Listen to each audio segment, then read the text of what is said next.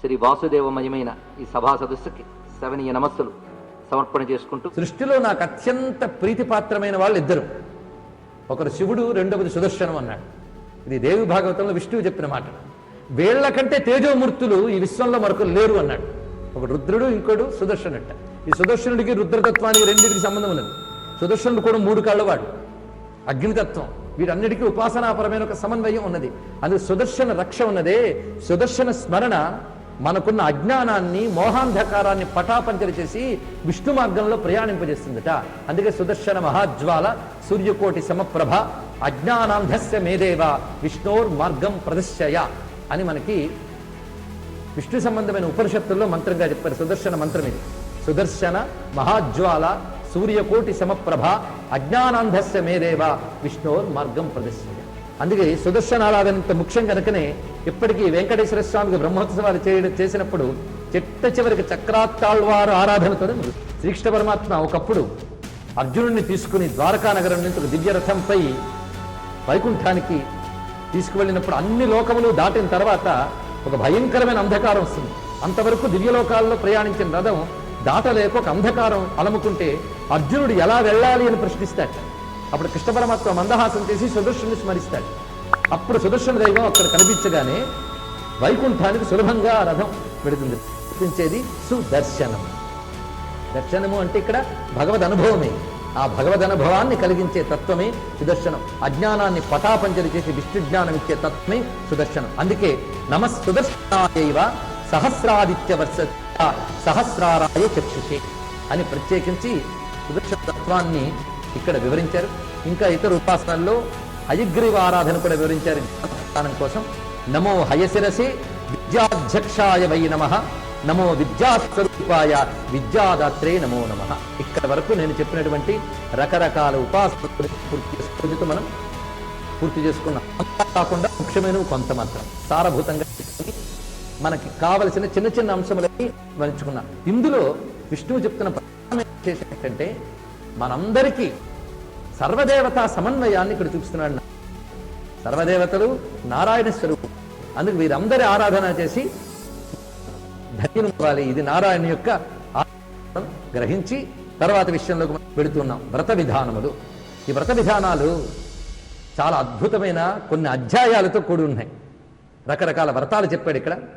ఇందులో నేను ముఖ్యమైనవి కొన్ని తీసుకుని అసలు వ్రతం చేసేవాళ్ళు, సాధన చేసేవాళ్ళు ఎలా ఉండాలి అది కూడా తెలుసుకోవాలి. ఎందుకంటే ఈ రోజుల్లో అనేక రకాల సడలింపులు ఇత్యాదులు చూపించే వాళ్ళు ఎక్కువైపోయారు. మనకి పర్వాలేదండి అనే గురువే మనకు పర్వాలేదు. అంతేగాని నియమాలు బాబు, కట్టుబాట్లు బాబు అంటే కష్టమండి. ఎవడు సులభమని చెప్తాడు ఇది బాగుంటుంది. స్నానం అక్కర్లేదు, సంధ్య అక్కర్లేదు, పూజలు అక్కర్లేదు, పునస్కారాలు అక్కర్లేదు, చేసేయి అంటే ఇది బాగుంది. ఎందుకంటే బద్ధకాన్ని చక్కగా ప్రేరేపించే వాళ్ళు మనకు చక్కగా పనికొస్తారు. అంతే కదండి. కానీ దేనిలోనైనా అడ్డదారులు ఉన్నాయేమో కానీ ఆధ్యాత్మిక మార్గంలో కానీ మాత్రం అడ్డదారుల్లో 30 రోజుల్లో తమిళం, 40 రోజుల్లో యోగా ఇవం అని ఎవడెవరు చెప్పచ్చు. కానీ ఆధ్యాత్మిక మార్గం మాత్రం షార్ట్ వే ఎప్పుడూ లేదు. దానికి కష్టించవలసిందే. అంత తేలిక కాదు. సాధన అవసరమే. అయితే నియమాల గురించి శాస్త్రాలు అనేకం చెప్తూ ఉంటాయి. అది కూడా చెప్తాను. ఒక్కొక్కసారి కొన్ని శాస్త్రాలు చెప్పిన నియమాలకి కొన్ని శాస్త్రాల నియమాలకి పొసగినట్టుగా కూడా కనిపించదు. అప్పుడు మనకి ఏమనిపిస్తుందంటే అబ్బో ఇలా వీళ్ళొకటి వాళ్ళొకటి చెప్తే ఏం చేస్తామండి అని. కానీ అక్కడే సమన్వయ సూత్రం జాగ్రత్తగా పట్టుకుని దేశకాల పరిస్థితులకు అనుగుణంగా, దేశకాల పరిస్థితి అంతేగాని ప్రాతకాలం లేవగానే నువ్వు చెరువు గట్టుకు వెళ్ళాలి, అక్కడున్న మృతుకు తీసుకోవాలి, ఇలాంటివి ఇప్పుడు చెప్పం. అది ఆ కుదిరిన దేశకాలాల్లో సరిపోయాయి. ఇప్పుడు మనం ఎక్కడున్నామో పరిశీలించితే అది ఇప్పుడు చెప్పడం కుదరదు. అలాగే మనకు కొన్ని దేశకాల పరిస్థితులు బట్టి మార్చుకోక తప్పదు. ఎప్పుడు చేయగలిగిన అవకాశము లేనప్పుడు, చేయగలిగిన అవకాశం లేనప్పుడు. కానీ చేయగలిగిన అవకాశం ఉండి కూడా బద్దకించామనుకోండి, కొన్ని చోట్ల చెప్తాడు జలస్నానం చేయడానికి అవకాశం లేకపోతే భస్మస్నానం చేయండి, భస్మస్నానం చేయడానికి అవకాశం లేకపోతే భగవన్ నామస్మరణ చేస్తే అదే స్నానం, గోవిందేతి సదా స్నానం. ఎప్పుడు జలము భస్మము కూడా దొరకనప్పుడు. అంతేగాని గోవిందనామే స్నానం అండి, అందుకే నేను ఎప్పుడు స్నానం చేయను, ఎప్పుడు వారానికి ఒకసారి రోజు గోవింద అంటే అంటూ కుదరదు. అర్థమైంది కదా. కానీ ఏది ఎందుకు చెప్పారు, ఏది ఆపద్ధర్మం, ఏది అసలు ధర్మం, ఇవన్నీ తెలుసుకోవాలి. అన్నిట్లో గాడిని కట్టికూడదు.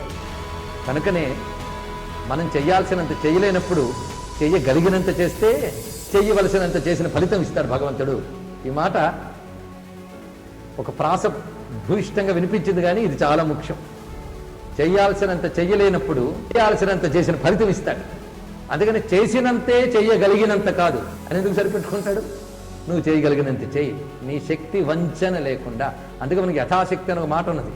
యథాశక్తి అన్న మాట అయినా త్రికరణ శుద్ధిగానంటే అది ఎంతవరకు యథాశక్తి అనేది కొలబద్దేది నువ్వే కొలబద్ద. నీ శక్తి ఎంతో నీకే తెలుసు. కొంతమంది అంటూ ఉంటారు, నేను పెద్ద కర్మిష్ఠిని కానండి, అందుకే వ్రతాలు ఏం చేయనండి. అసలు ఎవడైతే ముప్పూట్లో తింటూ ఉంటాడో, సమాజంలో బ్రతుకుతూ ఉంటాడో, ఇచ్చి పుచ్చుకోవడం అనే వ్యవస్థలో బ్రతుకుతున్నాడో, మనందరం దానిలో ఉన్నామా లేదా చెప్పుకోండి. ఆదాన ప్రదానం, ఇచ్చి పుచ్చుకోవడం అనే వ్యవస్థ బతుకుతున్నాం. అంతేగాని సమాజంతో సంబంధం లేకుండా లేం మనం.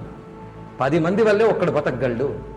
అందుకు సమాజంలో ఉన్నప్పుడు, గృహస్థాశ్రమం స్వీకరించినప్పుడు నా వాళ్ళు బాగుండాలి, నేను బాగుండాలి అనుకున్నంత కాలం, నేను నాది అని ఉన్నంత కాలం, ఆ ఉన్నంత కాలం కూడా ధర్మాన్ని కర్మని తప్పించుకోవడం కోసం వేదాంతాన్ని సాకుగా వాడకండి. ఇది చెప్తున్నది. అది ఉన్నంత కాలం వేదాంతాన్ని సాకుగా వాడకూడదు. అఖండమైన వైరాగ్యం కలిగినప్పుడు, గృహస్థాశ్రమం నుంచి నువ్వు మరలేనప్పుడు అప్పుడు మాట్లాడు. ఒకవేళ వైరాగ్యం కలిగిన నువ్వు గృహస్థాశ్రమంలో ఉన్నప్పుడు మాత్రం అలాగే ఉండాలి. నువ్వు ఎక్కడున్నావో దానికి తగ్గ మాట్లాడాలి. కానీ ఏదో శాస్త్రం చదివి అప్పుడేదో కనీసం కొద్దిపాటి వైరాగ్యం కలిగింది కనుక పెద్ద కబుర్లు ఆడదు. పెద్ద ప్రశ్న. ఏ వస్తువు దగ్గర లేనప్పుడు అందరూ మహానుభావులే. కనుకనే ఈ వైరాగ్యం కానీ సరాగం కానీ మన చేతుల్లో లేవు. ప్రారబ్ధం అనేది ఒకటి బలంగా పట్టుకుంటుంది. ఆ సమయంలో నువ్వు చేసే వ్రతాచరణలు నీ నియమంగా నిలిపి నిన్ను శుద్ధుని చేస్తాయి. అందుకు వ్రతాది నియమములన్నీ కూడా అనేక రకములుగా ఉన్నాయి. ఇన్నున్నాయండి అంటే ఇన్ని ఉండడం నీ అదృష్టం.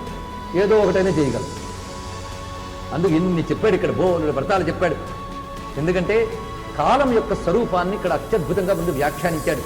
కాలం ఒక్క రూపంలో ఉండదు, ఒక రూపంలో ఉంటుంది అనిపించడం భ్రమ మాత్రమే. ఇక్కడ సమయం వచ్చింది కనుక మీకు ఒక విషయం చెప్తాను. చాలామంది అంటారు, ఈ హిందువులకి ఎప్పుడు ఒక రోజు మంచిది, ఒక రోజు చెడ్డది, ఇలాంటివన్నీ అనుకుంటారండి. అన్ని రోజులు మంచివే. ఇవన్నీ వినడానికి చాలా బాగుంటాయి. అన్ని రోజులు మంచివే, అన్ని నక్షత్రాలు మంచివే, మనకు అన్ని తిళ్ళు మంచివే అని కూడా అనుకోలేము. నిన్న మంచి ఉప్పు వేసిన కూర ఇవాళ ఉప్పు వేయకపోతే మహాకోపం. అలానే మనం పెద్ద పెద్ద మాట్లాడుతూ ఉంటాం. అది వచ్చింది బాధ. కనుకనే అన్ని రోజులు మంచివే, అన్ని కాలాలు మంచివే అని ఎవడైనా అంటాడు. చెడ్డమని భగవంతుడు ఏమీ సృష్టించలేదు. కానీ ఏ రోజు దేనికి మంచిదో తెలుసుకోవాలి. ఇంట్లో అన్ని గదులు మంచివే, కానీ ఏ గదిలో ఏం చేయాలో చేయాలి. బాత్రూము మంచిదే, దేవుడి గది మంచిదే, బెడ్రూమ్ మంచిదే, అన్నీ మంచివే. కానీ బాత్రూంలో దేవుడి గది చేయకూడదు కదా. అలాగే సృష్టిలో కాలము మంచిదే, దేశము మంచిదే. అలాగే ఏది ఎందుకు అనేది జాగ్రత్తగా తెలుసుకోగలగాలి. అలాగే మనకు అనేక దేవతలు, అంతా ఒకటే కదండి, ఇంద్ర దేవతలు ఎందుకంటే అని కూడా ప్రశ్న. ఇది ఒక బేసిక్ క్వశ్చన్ హిందూ మతంలో. దానికి పెద్దలు గొంతు చించుకొని ఎన్ని సమాధానాలు చెప్పినా ప్రశ్న పుడుతూనే ఉంటుంది. వాల్మీకి వారసులు పుడుతూ ఉంటారు, శూర్పణఖకి వారసులు పుడుతూ ఉంటారు. ఈ వాల్మీకి వారసులు శూర్పణఖ వారసులకు బుద్ధి చెప్తూనే ఉంటారు. ఎందుకంటే శూర్పణఖలు రామాయణాన్ని విషవృక్షం అంటారు, వాల్మీకి వారసులు రామాయణాన్ని కల్పవృక్షం అంటూ ఉంటారు. యుగాలు జరిగిన ఈ ఘర్షణ జరుగుతూనే ఉంటుంది. ఏం చేస్తారు? జరుగుతూనే ఉంటుంది. దేవాసుర సంగ్రామం ఎప్పుడూ జరుగుతూనే ఉంటుంది. ఆ జరుగుతున్నప్పుడు మజా ఉంటుంది. వాళ్ళ కోసం వీళ్ళు ఎన్ని విషయాలు చెప్తారో వాల్మీకి వారసులు, అవి మనకు పనికి వస్తాయి. అందుకు ఘర్షణ వల్ల కూడా మంచి మంచి ఇన్వెన్షన్స్ జరుగుతూ ఉంటాయి. ఇలా పనికొస్తాయి. ఒకటే కదా, ప్రత్యేకంగా కొన్ని రోజులు కొన్నిటికి మంచి అనడం ఎందుకు? అలాగే దేవతలందరూ దైవం ఒకటే కదా, ఇన్ని దేవతలు ఎందుకు? ఈ ప్రశ్న వస్తుంది. దీనికి నేను మీ ముందు ఎన్నడూ చెప్పిన ఒక సమాధానాన్ని ఒక పాశ్చాత్యుడు చెప్పింది మీకు ఇప్పుడు చెప్తున్నా. ఇందరు దేవుళ్ళు ఎందుకు హిందూ ధర్మంలో? మాకైతే ఒక్కడే, అందుకే మేము గొప్పవాళ్ళు అన్నారు. దానికి ఒక మాట చెప్పాడు. నాయన, స్నో అందరికీ ఒకేలా కనబడుతుంది. స్నో అంటే తెలుసు కదా, మంచు. మంచు అందరికీ ఒకలాగే కనబడుతుంది. కానీ ఎస్కిమోలు అంటే పోలార్ ప్రాంతాల్లో, ధ్రువ ప్రాంతాల్లో నివసించే వాళ్ళకి మాత్రము ఆ మంచులో ఎన్ని రకాలు ఉన్నాయో తెలుస్తాయి. వాళ్ళు చెప్తారట, మంచులో 48 రకాలు ఉన్నాయని చెప్పారు. చూడండి, మంచులో 48 రకాలు ఉన్నాయట. మనకు మంచంతా ఒకటే చల్లగా ఉంటుంది, ఇంతే తెలుసు మనకి. వాళ్ళు మొత్తం దానిలో 48 రకాలు చెప్పారు. ఎందుకు చెప్పగలిగారు? ఎప్పుడు మంచుతోనే బ్రతకడం వల్ల. దానికి ఒక మంచి మాట వేశాడు, ఇంటిమసీ అన్నాడు ఆయన. ఇంటిమసీ, మంచుతో నిరంతర సాన్నిహిత్యం వల్ల మంచులో ఎన్ని భేదాలు ఉన్నాయో చెప్పగలిగారు. అదేవిధంగా హిందూ ఋషులు భగవంతుడితో నిరంతర స్వరూపాలు ఉన్నాయో చెప్పగలిగారు అనే మాట చిత్రం ఒక పాశ్చాత్యుడు చెప్పగలిగాడు. దాన్ని సంతోషిద్దాం. వాళ్ళు చెప్తే మనకు తెలుస్తుంది కదా. వాల్మీకి చెప్పాడు, వ్యాధులు చెప్పాడు అన్నగాని కంటే. అలాగే కాలంలో కూడా ఆదివారం నుంచి శనివారం వరకు ప్రతిరోజు గొప్పదే. నవమి నాడు బయలుదేరదామా? దేనికి? అన్నిటికీ ఒకటే. దేనికి ఏదో కొద్దిగా తెలుసుకోవాలి. చెడ్డ తిథి లేదు, చెడ్డ రోజు లేదు, చెడ్డ క్షణం లేదు. దేనికి ఏదో జాగ్రత్తగా తెలుసుకుని వాడుకోవాలి. అందుకే కొన్ని తిథులు, వాటి కొన్ని శక్తులు ఉంటాయి. ఒక్కొక్కసారి ఒక తిథి ఒక వారం కలిసినప్పుడు ఒక యోగం అవుతుంది. ఆ యోగాన్ని వాడుకోవాలట మనం. అవి అదృష్టవశాత్తు దొరుకుతాయి. ఆ యోగం దొరికినప్పుడు ఆ వ్రతం చేయకపోతే భగవంతుడికి గొప్ప అవకాశం పోగొట్టుకున్నాడు. కనుక వ్రతాచరణ జీవితం ఉండాలి. వ్రతాచరణ ఉన్నవాడు యోగి అవుతాడు. అందుకే ఈ వ్రతములు రకరకాలు చెప్పారు. అది వారి వారి ఇష్టదేవతా సిద్ధాంతం ప్రకారంగాను, అలాగే వాళ్ళకున్న కోరికల ప్రకారంగాను కూడా రకరకాల విధానము అనేది వైదిక సంప్రదాయ ప్రకారంగా చాలా విశేషణాలు ఇక్కడ చెప్తున్నారు. అందుకే తిథికి సంబంధించిన దేవతలు, వారానికి సంబంధించిన దేవతలు ఇత్యాదులు చాలా చాలా విశేషములుగా చెప్పబోతున్నారు. ఒక్కొక్కసారి ఒకే తిథికి 3-4 దేవతలు అధిపతులుగా ఉంటారు. అలాగా ఎందుకంటే ఒక్కొక్కసారి మినిస్ట్రీలో కూడా ఒకే మినిస్ట్రీలో ముఖ్యమైన వాళ్ళు 2-3 కూర్చుంటారు. కొందరికి ఒక్కడు చాలు. అదేవిధంగా ఇక్కడ కూడా కొన్ని తిథులకి, కొన్ని నక్షత్రాలకి ఒక్కొక్క ప్రధాన దేవతలు 2-3 కూడా ఉంటారు. దాన్ని బట్టి ఆ తిథి దేవతని తెలుసుకుండాలి. అందుకు ఏ తిథిని ఎలా వాడుకోవాలి, మన వాళ్ళు ప్రతి కాలంలో ఉన్న ప్రతి శక్తిని జాగ్రత్త తెలుసుకున్నారు. ఆ ఒక్కొక్క దేవతను ఉద్దేశించి చెప్తూ ఉంటాయి. ఆ తిథికి, ఆ దేవతకి, ఆ నక్షత్రానికి సంబంధం ఉంటుంది. అందుకే హిందువులు రామనవమి, కృష్ణాష్టమి, దుర్గాష్టమి, దుర్గానవమి, ఇంకా మహాశివరాత్రి ఎన్నో చేసుకుంటారు. ఎందుకంటే ఆ దైవ శక్తి ఆ రూపంలో ఆ తిథులు మనం పొందితే ఒక ప్రయోజనం మనకు లభిస్తున్నది అనమాట. ఎందుకంటే సీజన్కు తగ్గ పంట పండించుకుని ఆ సీజన్లో ఫ్రూట్ తిని ఆరోగ్యం తెచ్చుకుంటున్నామని.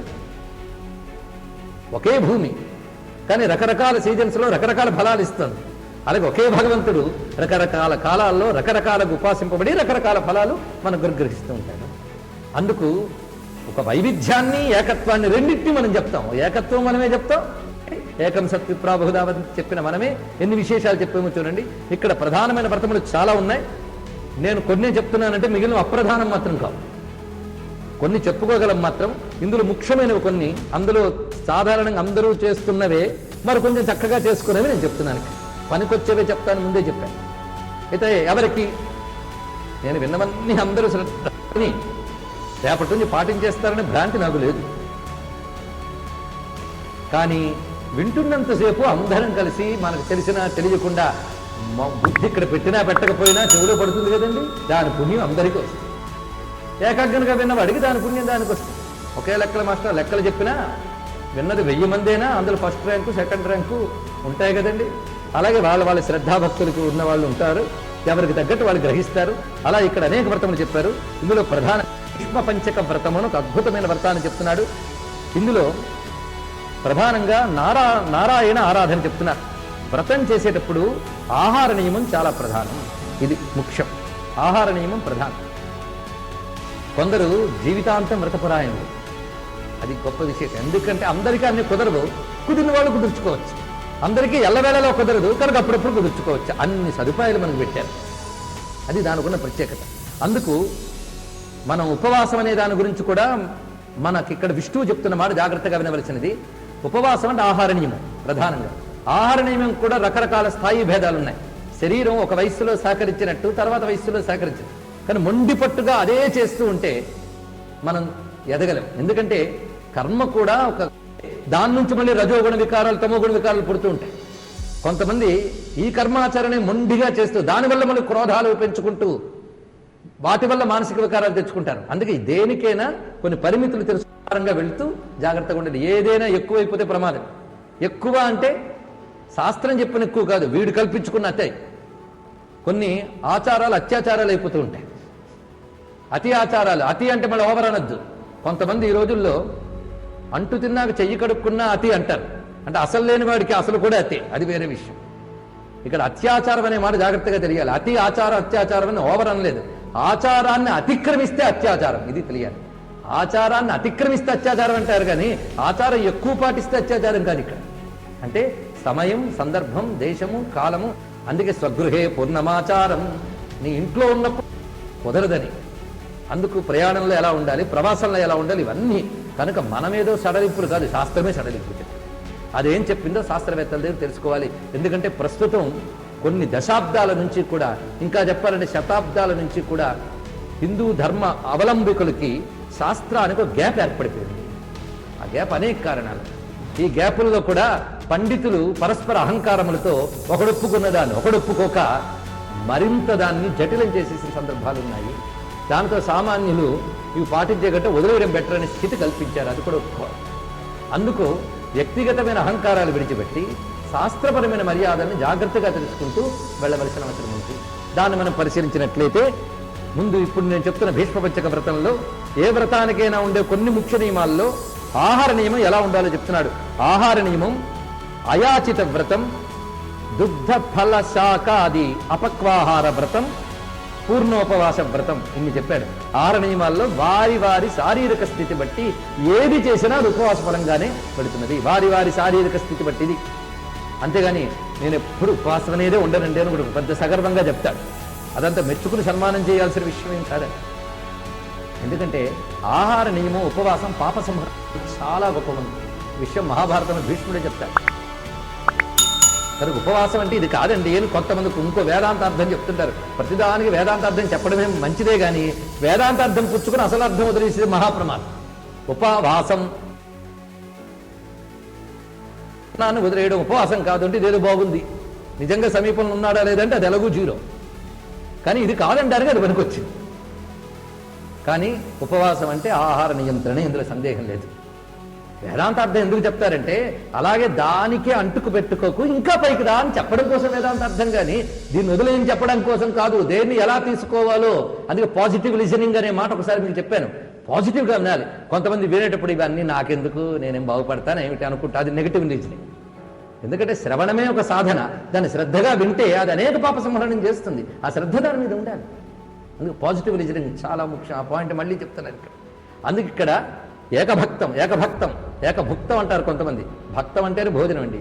ఏకభక్తం తర్వాత భుక్తం అన్న పెద్ద ప్రమాదం లేదనుకోండి. ఏకభక్తం అంటే ఒంటిపూట భోజనం. ఒంటిపూట భోజనం కొంతమందికి మహా పెద్ద సమస్య, కొంతమందికి సరదా. అన్నానికి పెద్ద సమస్య ఉండదు కదా. పొద్దున్న నుంచి మినపట్ల, దోశల, పెసరట్ల ఇంకెక్కడి నుంచి ఎక్కడికో పోతాం. ఒక్కటే తెలుసుకోవాల్సింది ఏంటంటే మధ్యాహ్నం తిన్నంత స్థూలంగా కాకుండా అతి తేలిగ్గా అరిగిపోయే నీ శరీరాన్ని పొద్దుట మలరహితం చేయగలిగే సాత్వికమైన సంక్షిప్తమైన ఆహారం. అది దీనికి ప్రధానంగా చెప్తుంది. ఎందుకంటే జఠరాగ్ని ఏ సమయంలో ఎంత ఉద్దీపన ఉంటుందో కూడా మనకి వైద్యశాస్త్రం చెప్తుంది. అందుకే భారతీయుల లేదా హైందవుల ఆచార వ్యవహారాలన్నీ కూడా భౌతికమైన ఆరోగ్యాన్ని ఆధారం చేసుకుని ఉంటాయి. కొంతమంది అది తెలుగుగా చెప్తూ ఆరోగ్యం కోసం అలా చెప్పారండి. అనుభవుడు చెప్పడానికి దానిలో ఇంకా తెలియని ఎన్నో సూక్ష్మ శక్తులు ఉన్నాయి. అందుకోసం కూడా చెప్పారు. ఇది ఒకటే కాదు అర్థం. అది మనం అనేక మార్లు భారతం మొదలైన చెప్పినప్పుడు చెప్పుకున్నాం. నేను ఎక్కువ విస్తరించక్కర్లేదు, దాని బదులు మనకుని చెప్పుకోవచ్చు. ఇలాగ ప్రతిదానికి కొన్ని వ్రత నియమాలు ఉన్నాయి. ఇందులో ముందు భోజన విషయం చెప్పాను, ఇంకా మరికొన్ని తర్వాత చెప్తాను. వ్రతాలు అయిన తర్వాత ఈ వ్రతాల్లో భీష్మ పంచక వ్రతం, రోజు విశ్వారాధన చాలా శ్రేష్టం. విశ్వారాధన అంటే ఇతరుల్ని కాదని కాదు, ఇతరుల్ని చేస్తూ విష్ణువుని ఆరాధించడం, విష్ణువుని ప్రధానంగా ఆరాధించుకోవడం చాలా శ్రేష్టం. అయితే సంవత్సరం పొడుగునా విశ్వారాధన శ్రేష్టం. అందులో దక్షిణాయనం మరీ విశేషం విశ్వారాధనకి అనే మాట చెప్తారు. ఈ దక్షిణాయనంలో ప్రధానంగా చాతుర్మాస్యం చాలా శ్రేష్టం అని మళ్ళీ వివరించారు. ఈ చాతుర్మాస్యంలో కూడా అంటే అది చేయలేకపోతే ఇది సంవత్సరం పొడుగునా చేయలేకపోతే చాతుర్మాస్యం చేయండి, అది చేయలేకపోతే కార్తీకం. ఇక్కడ కార్తీక వ్రతం గురించి చెప్తున్నాడు.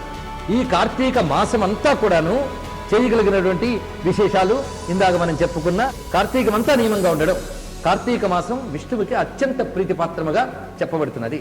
అయితే ఇప్పుడు మనం శ్రావణం చేస్తున్నాం, మనకు తెలియదు కానీ ఈ శ్రావణ మాసం అంతా శివప్రీతికరం. ఎంత శివప్రీతికరం అంత విష్ణువుకి ప్రీతికరమే, ప్రాధాన్యములు కనిపిస్తాయి. అందుకు కార్తీకం ప్రధానంగా దామోదర వ్రతారాధనకి శ్రేష్టం. కానీ కార్తీకం ఒక్కటి జాగ్రత్తగా చేయన్నాడు. కార్తీకం అంతా చేయలేకపోయినా భీష్మ పంచకం చేయన్నాడు. భీష్మ పంచకము అంటే ఏమిటో చెప్తున్నాడు. ఏకాదశి నుంచి పూర్ణిమ వరకు ఉన్న 5 రోజులు వీటిని భీష్మ పంచకము అని అంటారు. ఈ భీష్మ పంచక వ్రతం పాటించమని చెప్తున్నాడు. ఇందులో ఏకాదశి చాలా ముఖ్యమైనది అనే విషయాన్ని ప్రస్తావన చేస్తున్నారు. అయితే ఏకాదశి వ్రతం గురించి మరొక చాప్టర్లో చాలా విస్తారంగా చెప్తాడు. ఏకాదశి వ్రతం పాప సంహరణానికి. అయితే ఏకాదశి దశమీ విద్ధ అయిన ఏకాదశి చెయ్యరాదు అది చెప్తున్నాడు ఇక్కడ. దశమీ విద్ధ అంటే దశమి తగిలి ఆ తర్వాత ఏకాదశి వచ్చినట్లయితే ఆ ఏకాదశి గ్రాహ్యము కాదు. దానికి ఉదాహరణ కూడా ఒక చోటు చెప్తాడు. గాంధారి దశమి విద్య అయిన ఏకాదశి చేయడం చేత తన సంతానాన్ని మొత్తాన్ని కోల్పోయిందని గరుడ పురాణంలో మాట కనబడుతుంది. అంటే ఏకాదశి మొదట ఉంటూ, లేదా ఏకాదశి విద్య అయిన ద్వాదశి అనండి, ఏకాదశి పొద్దుటించుంటూ తర్వాత ద్వాదశి కానీ కలిస్తే చాలా ముఖ్యం. పైగా ద్వాదశికి చాలా ప్రాధాన్యం, అందుకు ఏకాదశి ముఖ్యం. కానీ ఏకాదశి, ద్వాదశి, త్రయోదశి మూడు ముఖ్యం. ఆ ఏకాదశి వ్రతాచరణకి దశమి ఉన్న రోజున రాత్రిపూట కూడా మనం అల్పాహారము ఇత్యాదులు స్వీకరించాలని ప్రత్యేకంగా చెప్తున్నారు ఇక్కడ. అందుకే విశేషమైనటువంటి ఏకాదశి వ్రతం రెండు పక్షాల్లోనే చాలా మంచిది.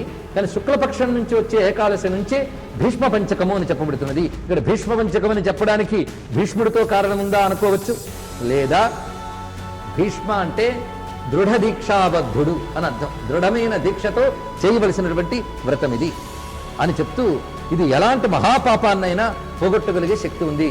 ఎందుకంటే మానవుడు పాపపుణ్య మిశ్రంగా వస్తాడు, దీన్ని బట్టి సుఖదుఖాలు అనుభవిస్తూ ఉంటాడు.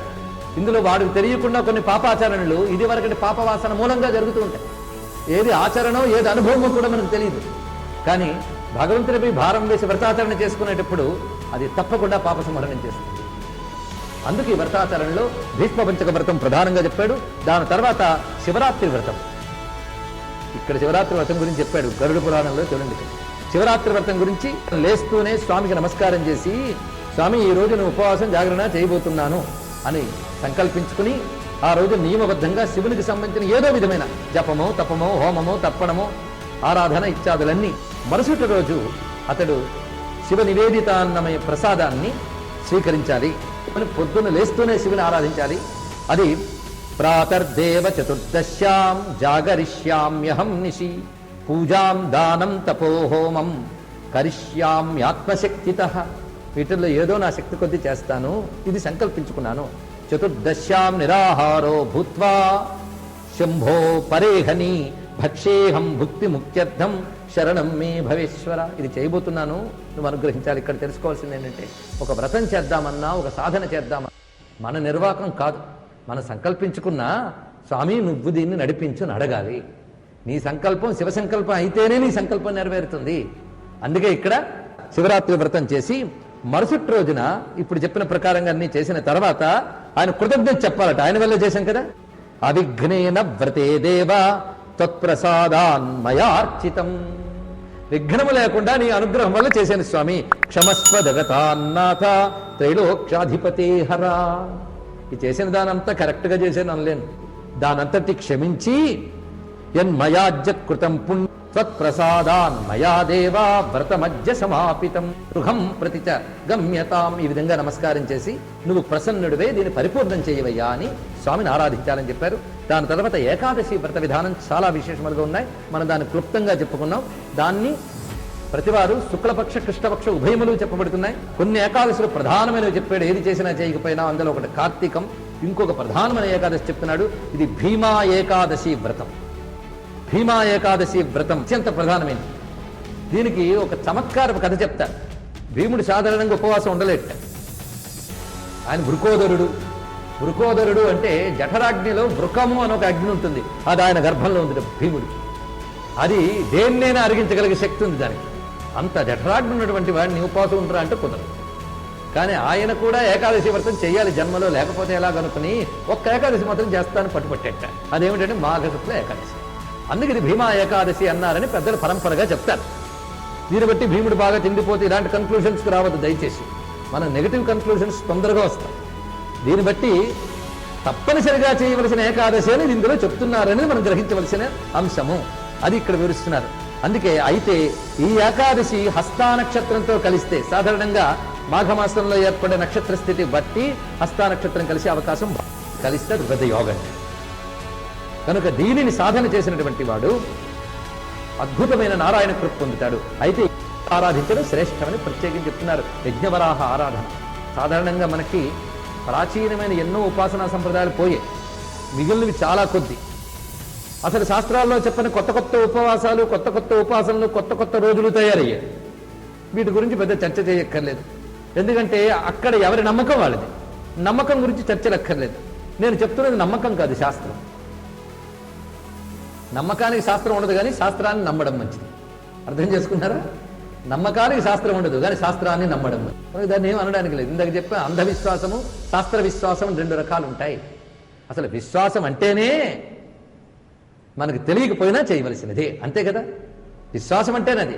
శాస్త్ర సమ్మతమైన విశ్వాసానికి శ్రద్ధ అని పేరు, శాస్త్ర సమ్మతం కాని విశ్వాసానికి అంధవిశ్వాసం అని పేరు. మనకి రోజుల్లో, నక్షత్రాల్లో, తిథుల్లో కొత్త కొత్త దేవతలు అందరూ ప్రవేశించిపోయారు. అవి ఎలాగూ చెప్పం, ఎందుకంటే ఇక్కడ ఉన్నవే చెప్తాం కానీ లేనివి ఎలాగో చెప్పం. అది తప్పని అంతకంటే చెప్పం, ఎందుకంటే గతానుగతికో లోక, ఎవరి నమ్మకం వారిది. మనం ఇక్కడ చెప్తున్నది శాస్త్ర సమ్మతం. ఇందులో గ్రహించవలసినటువంటి ముఖ్య అంశముల్లో వరాహ ఆరాధన చాలా విశేషం. ఒక్కొక్క దానికి ఒక్కొక్కటి. కొన్ని స్థితుల్లో మన చేతుల్లో ఉండవు. అప్పుడు ఆ భగవంతుడు ఆ రూపంతో పట్టుకుంటే ఆయన బాగు చేస్తాడు. ఒకేసారి 10గా కాదు, ఆ రూపాన్ని అప్పుడు పట్టుకోవాలి గట్టిగా. ఎక్కడ పెడితే అక్కడ విఘ్నాలు బాధిస్తున్నప్పుడు మీరు గణపతిని, అలాగే మృత్యుదశకు సంబంధించిన భయాదులు ఉత్పన్నమైనప్పుడు ఇందాక చెప్పిన అమృతేశ్వరుణ్ణి, మాసంలో దానికి మాత్రం వరాహస్వామి ఆరాధన భూసమేతంగా చెయ్యమని చెప్తున్నారు. ఇది తామ్రపాత్ర తీసుకుని ఆ తామ్రపాత్రలో ఆ పైన బంగారపు ఒకటంటే తామ్రపాత్రలో బంగారపు వరాహ రూపాన్ని పెట్టి ఆరాధన చేయమని చెప్పారు ఇక్కడ. ఇందులో వరాహానికి సంబంధించిన నామములు కూడా కొన్ని చెప్పారు. వరాహాయ నమః, క్రోడాకృతయే నమః, గంభీర ఘోషాయ నమః, శ్రీవత్సధారిణీ నమః, సహస్ర శిరసే నమః, సర్వేశ్వరాయ నమః, సర్వాత్మనే నమః, ప్రభవాయ నమః, శతమయూఖాయ నమః. ఇలాగా యజ్ఞవరాహస్వామి సంబంధించిన విశేషములు ఉన్నాయి. ఇది ప్రత్యేకంగా ఎందుకు చెప్తున్నారంటే మాఘ అర్థమైంది కదా. మఖము అంటేనే యజ్ఞం. అందుకే మాఘమాసంలో మీరు చేసేవన్నీ కూడా పరిపూర్ణమైన యజ్ఞ ఫలాలను ఇస్తాయి. అందుకే యజ్ఞవరాహస్వామి రూపంగా మనం పెట్టడంలో మరి తీసేది. యజ్ఞవరాహస్వామి అయిన నారాయణ ఆరాధించితే సర్వయజ్ఞములు చేసినట్లే. ఎందుకంటే కలియుగంలో మనకు తెలిసినవి చాలా తక్కువ, పోగొట్టుకున్నవి చాలా ఎక్కువ. అనేక వైదిక యజ్ఞాలు ఇప్పుడు లుప్తమైపోయాయి. మిగిలిన కొద్దిపాటి యజ్ఞాలు చేద్దామన్నా వాటికి దేశకాల పరిస్థితులు అనుకూలించట్లేదు. మనం ఎంతో వేదన పడవలసిన కాలంలో ఉన్నాం. అందుకే కలవు స్మరణాన్ముక్తి తలంచుకుని బాగుపడండర్రా అని చెప్తున్నారు. అలాంటి పరిస్థితుల్లో ఉన్నాం మనం. అలాంటి స్థితుల్లో యజ్ఞవరాహస్వామిని కానీ స్మరిస్తే ఆయన యజ్ఞమయ స్వరూపుడు కదా, యజ్ఞ సూకరమైన యజ్ఞములన్నీ చేసిన ఫలితం వస్తుంది కదా. అందుకనే మన పనుల్లో లోపాలు లేకుండా చేస్తుంది, సర్వయజ్ఞములు చేసిన ఫలితం ఇస్తుంది. కనుక మాఘశుద్ధ ఏకాదశి నాడు నారాయణారాధన చేసినా యజ్ఞవరాహస్వామికి ప్రత్యేకంగా స్మరించుకుని భాగవతంలోనో విష్ణు పురాణంలోనో ఏదో గరుడు పురాణంలోనో ఉన్న యజ్ఞవరాహ అవతార ఘట్టాన్ని పారాయణ చేసినా చాలా విశేషం. అంతేకాదు విష్ణు శాస్త్రం అంతా కూడా చిట్ట చివరికి యజ్ఞవరాహస్వామి తత్వంతోనే పూర్తవుతుంది. యజ్ఞభుక్ యజ్ఞ సాధన యజ్ఞాంతకు యజ్ఞగుహ్యం అన్నమన్నాదయ్యవచ. ఆ నామాలకు అర్థం రాస్తూ వరాహపరంగానే అర్థం చెప్పారు ఆయన అంతా. అదేవిధంగా ఇతర తిథులు చెప్తూ షష్ఠి సప్తమి ఈ రెండు కూడా సూర్య సంబంధమైన తిథులు అన్నారు. అందుకే భానుషష్ఠి భానుసప్తమి అని రెండు మాట్లాడుతూ ఉంటారు. ఆదివారం కానీ షష్ఠి వచ్చినా సప్తమి వచ్చినా అది గొప్ప యోగంట. ఎందుకంటే సూర్యుడు ప్రత్యక్ష దైవం. అంతేకాదు షష్ఠి సుబ్రహ్మణ్యునికి సూర్యునికి ఇద్దరికీ ప్రత్యేకమని దూర్వాష్టమి అష్టమి తిథి ప్రత్యేకత చాలా విశేషం చెప్పారు. జీవితాంతం అష్టమి వ్రతం చేయొచ్చట. ఎలాగైతే ఏకాదశి వ్రతం ఉందో అలాగే ప్రదోష వ్రతం, చతుర్దశి వ్రతం మీరు ఏదో ఒకటి నిర్ణయించుకోవచ్చు. జీవితాంతం ఏకాదశి వ్రతం చేస్తాను, ఏదో ఒక ఏడాదిలో అష్టమి వ్రతం చేయొచ్చు, ఒక ఏడాదైనా చేయొచ్చు. ఎందుకంటే మనకు సదుపాయాలు ఉన్నాయి. ఒకటే అంతప్పుడు కాకుండా అప్పుడప్పుడు చేయొచ్చు. దూర్వాష్టమి భాద్రపద శుక్ల పక్షంలో వచ్చే అష్టమి నాడు వస్తుంది. ఇంకా రాలేదు కనుక మీకు చెప్తున్న పనికి వస్తుంది. ఇది రాధాదేవి జన్మించిన దినంగా కూడా చెప్తారు, రాధాష్టమిగా కూడా. అయితే ఈ రోజున దూర్వా రూపంలో దూర్వానికి సంబంధించిన సూక్తములు వేదంలో ఉన్నాయి. దూర్వా దుస్వప్ననాశిని కాండాత్ ప్రరోహం తే పరుషపరి. దూర్వాలకున్న శక్తి అంతా ఇంత కాదు. ఈ దూర్వాలు మామూలుగా చూస్తుంటే ఎలా పెడితే అలా పెరుగుతాయని మనం చిన్న చూపు చూస్తాం. కానీ అది కానీ మనం తీసుకుని యజ్ఞస్వరూపాన్ని ఆరాధన చేస్తే చాలా శ్రేష్టమన్నారు.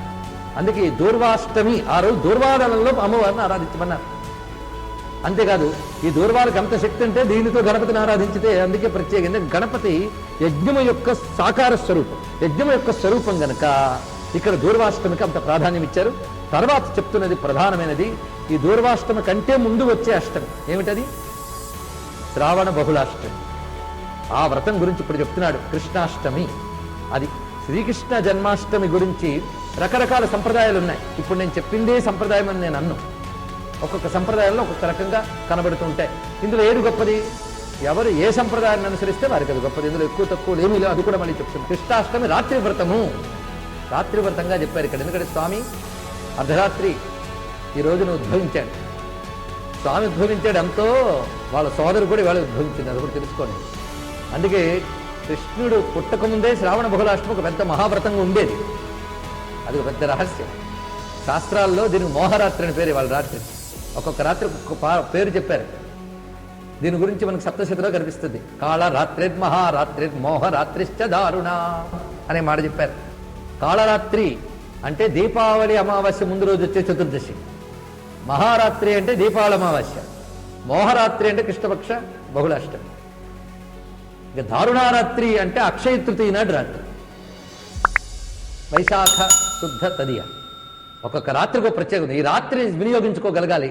ఆ రాత్రి అమ్మవారిని ఆరాధించేది చాలా విశేషం.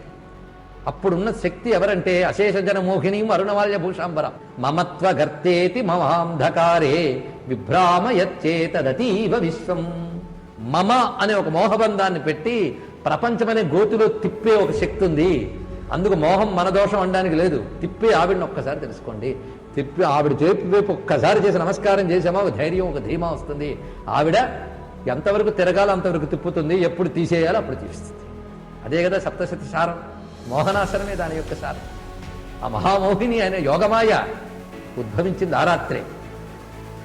భగవాన్ పితారాత్రి శరదుత్ఫుల్ల మల్లికా వీక్షరంతు మనశ్చక్రే యోగమాయాముపాశ్రిత. యోగమాయాముపాశ్రిత కృష్ణుడి గురించి చెప్పినప్పుడు ఆయన యోగమాయ సహాయంతో లీల చేసేట. ఎవరు? కృష్ణ పరమాత్మ. కృష్ణలీలంతా యోగమాయ సహాయంతో చేశాడు. ఎందుకంటే ఆయన నిజానికి లీల చేద్దామంటే మాయ లేకపోతే మాయ లేకపోతే ఆయన కూడా ఏమి సహాయం తీసుకున్నట్ట. వాళ్ళ చెల్లెలే ఆవిడ, పద్మనాభ సహోదరి. అందుకే ఇద్దరు పుట్టారు ఇక్కడ. భాగవతంలోనే కృష్ణుడు చెప్తాడు కొన్ని పేర్లు: దుర్గా, కృష్ణ, మాధవి, కుముద, చండిక. ఈ పేర్లు చెప్పాడు అక్కడ. మోహమనే శక్తిని చూపించిన కృష్ణానికి నమస్కారము. కనుక అది కూడా ఆయన స్వరూపమే. ఎందుకు బాధ? కనుక ఆయన చక్కగా మోహరాత్రి నాడు స్మరించమన్నాడు. ఇప్పుడు మనందరం కూడా కృష్ణారాధన చేస్తున్నాం. ఈ కృష్ణారాధన ఏ విధంగా చేయాలో ఇక్కడ వివరిస్తున్నాడు. అర్ధరాత్రి రోహిణీ నక్షత్రం ఉన్నటువంటిది, అష్టమి తిథి ఉన్నప్పుడుది గొప్ప యోగంగా చెప్పడం జరుగుతున్నది. తిథికి ప్రాధాన్యం కొందరిస్తారు, నక్షత్రానికి ప్రాధాన్యం ఇస్తారు. ఏది ఇచ్చినా వారి వారి అభిప్రాయం ప్రకారంగా చేసుకోవచ్చు. కానీ ఇక్కడ చెప్తున్నది అష్టమి తిథి అర్ధరాత్రి రోహిణీ నక్షత్రం అని గరుడు పురాణం చెప్తున్నటువంటి మాట. ఇది కృష్ణ జన్మాష్టమి వ్రతము అని చెప్పబడుతున్నది. అయితే సప్తమి విద్ధ అయితే మంచిదే అన్నాడు. అంటే ఉదయ సమయంలో సప్తమి ఉంటూ తర్వాత అష్టమి వచ్చి అర్ధరాత్రమైనప్పుడు శ్రేష్టమే అన్నాడు. ఇవాళ అలాగే సప్తమి విద్ధగానే మనకు వచ్చింది. ఇది చేసేటప్పుడు కూడా కృష్ణ స్మరణ చేసుకుని సాధ్యమైన ఉపవాసం చేసి సంధ్యా సమయం నుంచి కృష్ణ ఆరాధనలో ఉంటూ ఆ నక్షత్రాంత సమయంలో అర్ధరాత్రి వేళ కృష్ణునికి, నక్షత్రానికి, చంద్రునికి కూడా తర్పణ ఇమ్మని మనకి చెప్తున్నాడు. మన సంకష్టాలు చేతున్నాడు. ఎలాగైతే చంద్ర తర్పణం ఉందో ఇక్కడ తర్పణిస్తూ క్షీరోదార్ణవ సంభూత అత్రి నేత్ర సముద్భవ గృహానార్ఘ్యం శశాంకేశ రోహిణ్యా సహితో మమ. రోహిణీదేవితో ఉన్న చంద్రునికి అర్ఘ్యప్రదానం చేయవలసిన విశేషాన్ని ఇక్కడ చెప్పారు. ఈ సమయంలో మనం ఆరాధించవలసిన ఇతర దేవతలు దేవకీ వసుదేవులు, నంద యశోదలు, మహాలక్ష్మీదేవి, బలరాముడు, వీరిని ఆరాధించాలి. ఇందులో ప్రధానంగా రకరకాలైన ఫలములతో ఆరాధించడం ప్రధానంగా చెప్పారు ఇక్కడ కృష్ణాష్టమి నాడు. అంతేకాదు కృష్ణుణ్ణి ఇక్కడ ప్రధానంగా 4 మంత్రాలతో వివరిస్తున్నారు. ఆ 4 మంత్రాలు ఇక్కడ చెప్పుకుంటున్నాం. ఇందులో కొన్ని ఆవాహన నుంచి ధ్యానము, ఇత్యాది ఉపచారముల వరకు ఒక మంత్రాన్నే వాడచ్చట. తర్వాత మరో భాగంలో ఒక మంత్రాన్ని వాడచ్చు. అలాగే మొత్తం 16 ఉపచారాలకి 4 ఉపచారాలకు ఒకటి చొప్పున్న ఈ 4 మంత్రములు వాడుకోవచ్చు అని చెప్పారు. అంటే పూజ అనేది ఎంత సులభమో చూడండి. ఇక్కడ అసులభం చేసిన వాడు వ్యాస మహర్షి మహానుభావుడు. ఎందుకంటే మనకు అన్ని మేడీజీలే, గట్టిగా రోజులు చేయగలిగిన స్థితి లేదు. అందులో కలియుగంలో చిత్తక్షోభ అంతా ఇంత కూడా ఉండదుట. చిత్తం చెదరగొట్టడానికి కలియుగం అంత గొప్ప యుగం మరొకటి ఉండదు. అందుకు దానికి చిన్న చిన్న ఉపాయాలతో బాగు చేయాలని చెప్పాడు. అందుకే కలియుగంలో పుట్టడం అంత అదృష్టం మరొకటి లేదుట. ఎందుకంటే ఇంత ప్రతికూలమైన యుగంలో చిన్నపాటి సాధనతో మోక్షం పొందుకోవచ్చు. అందుకే కదండి పరీక్షిత్ మహారాజు కలి గురించి విని బాధ కలిగి ఇంత దుష్ట కలికాలాన్ని ఎందుకు పెట్టాలి కృష్ణుడు అన్నట్టు. అసలు ఎందరో కలికాలంలో పుట్టాలని కోరుకుంటారు తెలుసా అన్నాడు. ఎందుకంటే కలికి ఎన్నున్న ఒక్క సుగుణం ఉంది. ఏమిటి అంటే కేవలం విష్ణు సంకీర్తనతో తరించిపోగలిగినటువంటి యుగం కలుగుతుంది. అదొక్కటి. కనుక ఒక్కొక్కసారి ధర్మ విషయాలు తెలిసి ఎంత భయం కలుగుతుందో కృష్ణుడున్నాడన్న ఒక అభయం మనకు అవుతుంది. ఆ కృష్ణ పరమాత్మ ఉన్నాడు, మీ అందరినీ పాపనాశనం చేస్తానంటున్నాడు. ఆయన ఉంటూ ఉంటే దేనికండి భయం? అందుకే పాషండ ప్రచురోధకి కృష్ణ ఏవ గతి మమ, అది ఒక్కడి చాలు. శ్రీకృష్ణ శరణం మమ. ఆ కృష్ణ పరమాత్మ ఒక్కడి చాలు మనకి. మన కోసం ఆ యుగాంతంలో పుట్టి ఆ యుగమంతా తానే అన్నంత పనిచేసి, నిజంగా ఎవరి కోసం అవతరించావు? ద్వాపర యుగం కోసం అంటే కాదు, నేను ద్వాపర యుగాంత సంధి కలియుగారంభ వేళ అవతరించాను, కలియుగం కోసమే అవతరించాను. అందులో కలియుగ మానవులు నల్లని దేవతలను ఆరాధించడం మంచిదన్నారు. ఇది చెప్పానని రేపటి నుంచి తెల్లని దేవతను ఎర్ర దేవతల మీద మళ్ళీ ఇంకోటి పెంచుకోవచ్చు. నల్లని దేవతలను ఆరాధించడం చాలా మంచిదిగా. అందుకు ఇద్దరు నల్లని దేవతలు ఉన్నారు, వాళ్ళిద్దరిని ఆరాధించడం అన్నారు రామకృష్ణ పరమహంస. కనుకనే ఈ నల్లని వాళ్ళల్లోకి వెళితే మరి ఏమీ కనబడనివ్వరండి, ఇంక దేని మీద దృష్టి పెట్టనివ్వరు, లాగేస్తారు. ఆ నల్లని వాళ్ళు ఇద్దరు, ఒకరు అన్న ఒకరు చెల్లి, లేదా తమ్ముడు అక్క అనుకోండి, ఏమనుకోండి, వాళ్ళు మాత్రం ఒకేసారి వచ్చారు కనుక బాధ లేదు. ఒక నల్లావిడ కాళి, ఒక నల్లాయన కాలుడు. కాలోస్మి లోకక్షయకృతి ప్రవృద్ధో, మహాకాలస్వరూపుడు. కృష్ణుడు అంటే ఆడుకుంటున్నట్టు అమాయకంగా కనబడ్డాడు కానీ మహాకాలంలో ప్రతిదీ సుఖము దుఃఖము అన్నీ ఉన్నా ఒక ఆటలాగా ఆడేశాడు మహానుభావుడు. అందుకే ఆయనతో ఆడుకునేవాడు జీవితంలో ప్రతిదాన్ని ఆటలాగే ఆడేస్తాడు, అవలీలగా.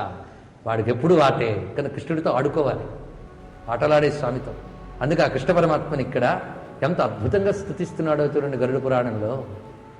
ఆ గరుత్మంతుడు పరమానందంగా చెప్తున్నాడు, విష్ణువే చెప్తున్నాడు తన స్వరూపమైన కృష్ణుడి గురించి. ఎంత చక్కగా వివరిస్తున్నాడో చూడండి. మొట్టమొదట యోగాయ యోగ పతయే యోగేశ్వరాయ యోగ సంభవాయ గోవిందాయ నమో నమః. ఇది చెప్తున్నాడు. ఈ మంత్రాన్ని నేను తనివి తీరా మరోసారి అంటున్నా. యోగాయ యోగ పతయే యోగేశ్వరాయ యోగ సంభవాయ గోవిందాయ నమో నమః.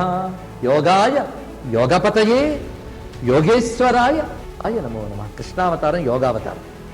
అందుకే యోగతత్వం అంతా చూపించాడు. ఎత్ర యోగేశ్వర కృష్ణో ఎత్ర పార్థో ధనుర్ధరః. యోగేశ్వరీశ్వర రెండవ చూపిస్తున్నాడు. ఈ మంత్రంతోనూ స్వామికి ఆవాహన ధ్యానాదులు మొదటి 4 ఉపచారములు చేసుకోవచ్చు. తర్వాత యజ్ఞాయ యజ్ఞేశ్వరాయ యజ్ఞపతయే యజ్ఞ సంభవాయ గోవిందాయ నమో నమః. ఇందాక చెప్పిన యోగలో యోగ తీసి యజ్ఞ పెట్టండి, అక్కడక్కడ సరిపోతుంది. మంత్రం చాలా చిన్నదే. యజ్ఞాయ యజ్ఞేశ్వరాయ యజ్ఞపతయే యజ్ఞ సంభవాయ గోవిందాయ నమో నమః.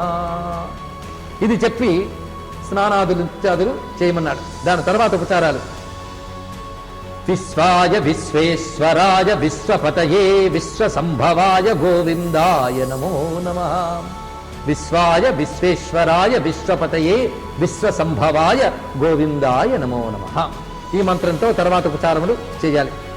తర్వాత చేయవలసినది సర్వాయ సర్వేశ్వరాయ సర్వపతయే సర్వసంభవాయ గోవిందాయ నమో నమః. ఇది చిట్ట చివరిగా 4వ మంత్రంగా చెప్పబడుతున్నది. శ్రీ యోగాయ యోగపతయే యోగేశ్వరాయ యోగ సంభవాయ గోవిందాయ నమో నమః. శ్రీ యజ్ఞాయ యజ్ఞేశ్వరాయ యజ్ఞపతయే యజ్ఞ సంభవాయ గోవిందాయ నమో నమః. శ్రీ విశ్వాయ విశ్వేశ్వరాయ విశ్వపతయే విశ్వసంభవాయ గోవిందాయ నమో నమః.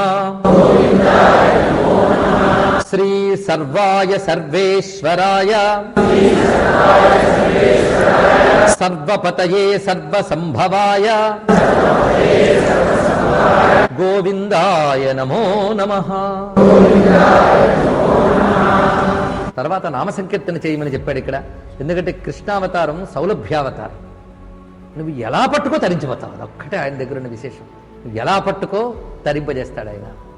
అందుకు ఆ కృష్ణుడు పట్టున్నదే, కృష్ణ అంటే లాక్కునేవాడండి, లాగేస్తాడు ఆయన, సందేహం లేదు. కష్టతీత కృష్ణ. అందుకు కృష్ణుని నామములన్నీ కూడా దివ్యములైన మంత్రమయములు. ఇంతవరకు గోవింద నామాన్ని పలుమార్లు 4 గోవింద కామన్ గా ఉంది, పరిశీలించండి. అది గోవిందావతారం. అలాగే కృష్ణ నామములన్నీ స్మరించమన్నాడు ఇక్కడ. విష్ణు సహస్రనామం చాలు, ఎందుకంటే విష్ణు సహస్రనామములన్నీ కృష్ణునివే అని భీష్ముడి అభిప్రాయం. అందుకే దీనికి ఎవరయ్యా దేవుడు అంటే భగవాన్ దేవకీసుత అన్నాడు అక్కడ. అందుకే ఆయన దృష్టిలో దేవకీసుతుడే దానికి దేవుడు. మనం శ్రీమన్నారాయణో దేవత అని తర్వాత అన్నా, భీష్ముడు మాత్రం ఏమన్నాడు? వేదవ్యాసో మహాముని చందోనిష్ఠు తథాదేవో భగవాన్ దేవకీసుత అన్నాడు కదా. కనుక 1000 నామాలు కృష్ణుడి మీద చేసుకోవచ్చు ఈ రోజున విశేషంగా. తర్వాత అంతా చేసి స్వామి ముందు పండు పెట్టి ఒక ఫలాన్ని పెట్టి నమస్కరించమని అడుగుతున్నారు. మనందరం ఇప్పుడు కృష్ణస్వామికి పూజ చేసాం కనుక మన మనఫలాన్ని స్వామి ముందు పెట్టి, మన కర్మఫలాల్ని స్వామి ముందు పెట్టి అందాం. ఈ స్తోత్రం అంతా ఒక్కసారి చదువుకుంటే, అనంతం వామనం శౌరిం వైకుంఠం పురుషోత్తమం వాసుదేవం హృషీకేశం మాధవం మధుసూదనం వరాహం పుండరీకాక్షం నృసింహం దైత్యసూదనం దామోదరం పద్మనాభం కేశవం గరుడధ్వజం గోవిందమచ్యుతం దేవమనంతమపరాజితం అధోక్షజం జగద్బీజం సర్గస్థిత్యంతకారణం అనాదినిధనం విష్ణుం త్రిలోకేశం త్రివిక్రమం నారాయణం చతుర్బాహుం శంఖచక్ర గదాధరం పీతాంబరధరం దివ్యం వనమాలా విభూషితం శ్రీవత్సాంకం జగద్ధామ శ్రీపతిం శ్రీధరిం హరిం యం దేవం దేవకీ దేవీ వసుదేవాదీజనత్ భౌమస్య బ్రహ్మణో గుప్త్యై తస్మై బ్రహ్మాత్మనే. భారతంలో భీష్మస్తవరాజంలో ఇదే శ్లోకం చెప్పారు. ఎందుకంటే అది ఇది వ్యాసుడే రాశాడు కనుక పనికొచ్చేది అక్కడ పెట్టాడు, ఇక్కడ పెట్టాడు. అంతా చేసి నామస్మరణ అయింది కదా, స్వామి ముందు అడగవలసిన విశేషం చెప్తున్నాడు. త్రాహిమాం దేవదేవేశ హరే సంసార సాగరాత్ త్రాహిమాం సర్వ పాపఘ్న దుఃఖ శోకార్ణవాత్ ప్రభో దేవకీ నందన శ్రీశ హరే సంసార సాగరాత్ దుర్వృత్తాస్త్రాయసే విష్ణు ఏ స్మరంతి సకృత్.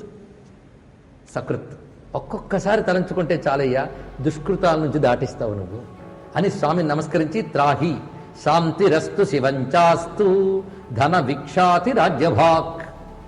అది ఇందులో చివరిగా చెప్పినటువంటి మాట. అదేవిధంగా అమ్మవారికి ఆశ్వయుజ మాస వ్రతములు ప్రత్యేకించి చెప్పారు, మనకు అవి తెలిసినవి కదా. కనుక తిథివ్రత, వారవ్రత, నక్షత్రాది వ్రతములు రకరకములుగా చెప్పబడుతున్నాయి. ఇందులో ఏకాదశి ఏ వ్రతం చేసినా చేయకపోయినా 4 వ్రతములు ముఖ్యంగా చేయమని చెప్తున్నాడు ఇక్కడ నారాయణుడు. ఏకాదశి, అష్టమి, చతుర్దశి, సప్తమి ఈ 4 చాలా ముఖ్యంగా చేయండి. ఇందులో ఏకాదశి విష్ణువునకు, అష్టమి దుర్గకు, చతుర్దశి శివునకు, సప్తమి సూర్యునకు. ఈ సమయంలో చేయవలసింది ఏకభుక్తము, నక్తము, అయాచితాన్నం అంటే ఇంకోరిని అడిగి తెచ్చింది కాకుండా స్వయంగా ఆర్జించింది తిన్న ఆహార నియమమే.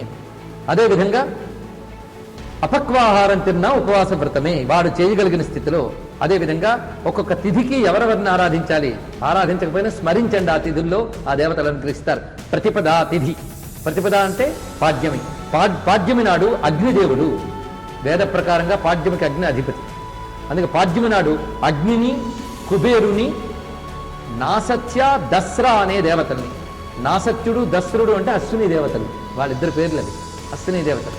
కనుక పాడ్యమి నాడు వీళ్ళని స్మరించుకోవాలి, అగ్నిని, కుబేరుని, అశ్విని దేవతలు. ఇది కానీ ఆ రోజు స్మరిస్తే ఆరోగ్యం, ఐశ్వర్యం 2 వస్తాయి. అగ్ని 2 ఇస్తాడు. అగ్ని నారయమశ్నవత్తిన వేదవాక్యం. అందుకే అగ్ని, కుబేరుడు, అశ్విని దేవతలు 3 పెట్టడంలో అంతరార్థం చూడండి. అదేవిధంగా ద్వితీయ తిథి లక్ష్మీదేవికి, యమునికి అంటే యముడిని స్మరించాలి. యముడిని స్మరించాలండి అంటాం మనం. యముడంటే కొందరు భయం, మృత్యు అంటే భయం. ఎవరైతే నిత్యం యమస్మరణ చేస్తారో వారికి నరక బాధలు ఉండవు, ఇది గుర్తుపెట్టుకోండి. యమస్మరణ చేసేటప్పుడు యముణ్ణి ఎలా ఆరాధించాలో ప్రత్యేకించి చెప్పారు. వైశాఖ మాసంలో ప్రత్యేకించి యముణ్ణి ఉద్దేశించి దానాలు చెప్పారు. మనకున్నవన్నీ అపోహలు, భ్రమలు, భ్రాంతులు గుర్తుపెట్టుకోండి. యమారాధన చాలా విశేషం. యమస్మరణ చాలు మనం తరింపజేస్తుంది. యముణ్ణి పట్టుకుని పోయిన పతి ప్రాణాలు తిరిగి తెచ్చుకుంది సార్ అమ్మ సావిత్రిదేవి, గుర్తుపెట్టుకుని. యమ విశేషం. ఎందుకంటే వైదికమైన ఒక దేవతా సంస్కారములు మనకు కోల్పోయి కొన్ని పేర్లు చెప్తే భయం. మృత్యువు, యముడంటే భయం మనకి. కానీ ఎప్పుడు ఆ మృత్యువు చేతిలోనే ఉంది మన జుట్టు, తెలుసా? మన పుట్టిన దగ్గర నుంచి మన పక్కన ఉన్నది ఆవిడేట. లెక్క వేసుకుంటూ అసలు టైంలో లాక్కుపోతుంది. కనుక ఆ తల్లిని నమస్కరించుకోవాలి. ఆయన అనుగ్రహిస్తే నరక బాధలు ఉండవు. ఎందుకంటే మనల్ని తరింపజేసే యముడు. ఆ యముడు ఎవరు? నారాయణ శక్తి విశేషం. సరే, యముణ్ణి విధినాడు, లక్ష్మీదేవిని, యముణ్ణి చూసారా? లక్ష్మీదేవి కావాలి, యముడు అక్కర్లేదు, ఆయన కావాలి, యముడు. అంతేకాదు యమారాధన వల్ల కంట్రోలింగ్ పవర్ పెరుగుతుంది. ఇది పదాలకు అర్థం తీసుకోండి. యమ అంటే యమించువాడు, కంట్రోల్ చేయవాడు. నీ అంతటి నువ్వు యమించకపోతే ఆయన్ని చెయ్యు. అంతేకాదు అష్టాంగ యోగంలో మొదటి మెట్టు ఆయనే. రంగంలో ముందుకెళ్లాలన్నా యముడే కావాలి. యముడు, ఆయనతో పాటు శ్రీ సమన్విత పార్వతి, లక్ష్మీదేవితో కూడిన పార్వతీదేవిని ఆరాధించాలన్నారు ఇక్కడ. ఏది విధి నాడు. అలాగే షష్ఠి నాడు కార్తికేయుని, సూర్య భగవాన్ని ఆరాధించాలి. వంశము అర్థమని తెలుసు కదా, సత్సంతానాన్ని ఇస్తుంది, సంపదని పెరుగుతుంది. అష్టమి నాడు దుర్గను ఆరాధించాలి. నవమి నాడు మాతృకా దేవతలను ఆరాధించాలి. తక్షకుణ్ణి ఆరాధించమన్నారు. నాగదేవతలను ఆరాధించవలసింది ఈ దివ్యమైన అష్టమి నాడు. దశమి నాడు అంటే నాగదేవతల అనుగ్రహం ఉంటే ఇదివరకున్న సర్పదోషాదులు కూడా తొలగుతాయి. ఇక దశమి నాడు ఇంద్రుని, కుబేరుని ఆరాధించమన్నాడు. ఏకాదశి నాడు సప్తర్షుల్ని ఆరాధించమన్నాడు. ద్వాదశి నాడు హరిని ఆరాధించాలి. త్రయోదశి నాడు మన్మథుని ఆరాధించాలి. ఆ మన్మథుని ఆరాధించేటప్పుడు కోరికలు తీరుస్తాడు, కానీ అది మళ్ళీ నిన్ను పతనం చేయకుండా శివారాధన చేయాలి పక్కన. ఎందుకంటే ఆయన కంట్రోల్ చేయగలిగే వాడు ఈ మహానుభావుడు. అందుకే కామదేవ ఉపాసన, కామేశ్వర ఉపాసన. ఇక చతుర్దశలో మహేశ్వరుడైన శివుణ్ణి, పూర్ణిమ నాడు బ్రహ్మదేవుని ఆరాధించాలి. అమావాస్య నాడు పితృదేవతలను ఆరాధించాలి. పితృదేవతలుగానే ఒక్కసారి భయం వచ్చిందా లేదా? కానీ వాళ్ళు లేకపోతే నువ్వు లేవు, నీ సంతానం లేదు, వంశం లేదు. పితృదేవతల అనుగ్రహం లేకపోతే ఈ జీవితంలో వంశం బాగుండదు, పిల్లలు బాగుండరు, మన ఇది సమృద్ధిగా ఉండవు. చాలామంది ఈ పితృదేవతల విషయంలో చాలా నిర్లక్ష్యం చేస్తారు, అదేదో తప్పుడు పన్నట్టు. శుభానికి ఈ వాడతాం కానీ అశుభానికి కూడదండి. పితృకర్మను ఎప్పుడు అశుభం అనకూడదు, గుర్తుపెట్టుకోండి. దేవతా వ్యవస్థ రెండు భాగములుగా ఉంటుంది, పితృదేవతలు, దేవతలు. కానీ దేవతలు పితృదేవతలను పూజిస్తున్నట్టు కనిపించిందే తప్ప పితృదేవతలు దేవతలను పూజించిన ఎక్కడే లేదు. దేవతలు కూడా వారి పరంపర వృద్ధి చెందడం కోసం పితృదేవతలు పూజిస్తారట. ఇక పెద్ద రహస్య విద్య. పితృదేవతల ఆరాధన వల్లనే గృహంలో క్షేమము, ఆయుర్వృద్ధి, వంశవృద్ధి జరుగుతుంది. పిల్లా పాపల చల్లగా ఉండాలంటే పితృదేవత ఆరాధన ఉండాలి. అంతేగాని మేము ఎప్పుడో తద్దినాలు పెట్టడం మానేసామండి ఇప్పుడు తెలియదు. ఎందుకంటే ఒకప్పుడు మీ తాతలు చేసిన మంచి పనులు మీకు, మీ తర్వాత తరాలకి కాపాడుతున్నాయి. ఇప్పుడు మీరు చేసే చెడ్డ పనులు తర్వాత తరాలకు కొడతాయి, గుర్తుపెట్టుకోండి. ముందు జాగ్రత్త పడాలి. ఇది శాస్త్రం చెప్పిన మాట, నేను చెప్తున్న మాట కాదు, గ్రహించండి. ఈ మధ్య ఎవరో చెప్పారు బదిలీ వచ్చానండి, అందుకు మా ఇంట్లో తద్దినాలు పెట్టడం మాని, తినడం మానేలేదు. అంతేకాదు బదిలీ వెళ్ళొచ్చాం కనుక అగ్నిహోత్రం పెట్టడం, దాని తర్వాత పిండ ప్రదానం లేదు, కేవలం కాళ్ళు గడికి అన్నం పెట్టడం. అది మాత్రం ఎందుకు? ఎలాగో భ్రష్ట అయ్యే కాడికి మొత్తం భ్రష్ట అవ్వచ్చు. ఎందుకంటే వాళ్ళకి తెరిచి ఉంటాయి నరక ద్వారాలు, గుర్తుపెట్టుకోండి, పెట్టని వాడికి.